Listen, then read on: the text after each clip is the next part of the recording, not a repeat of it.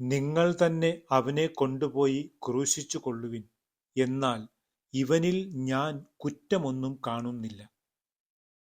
ആ അധികാരിയുടെ വാക്കും കണ്ടെത്തലും സത്യമായിരുന്നു, നിരീക്ഷണം കൃത്യമായിരുന്നു. പക്ഷേ അവൻ മരണത്തിന് വിധിക്കപ്പെട്ടു, വധിക്കപ്പെട്ടു.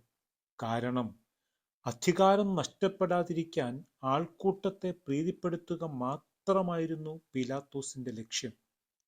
നീതിയും നന്മയും നശിച്ചാലും അധികാരമാണ് വലുതെന്ന മനോഭാവത്തിന്റെ തലതൊട്ടപ്പന്മാരിൽ ഒരുവനാണ് ഈ പീലാത്തോസ്.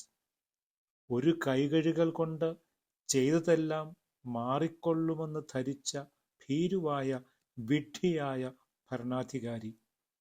ജനങ്ങളെ ഭയപ്പെട്ടിരുന്ന, അവർക്ക് മറുപടി നൽകാനില്ലാതിരുന്ന ഗതികെട്ട ഒരു അധികാരി.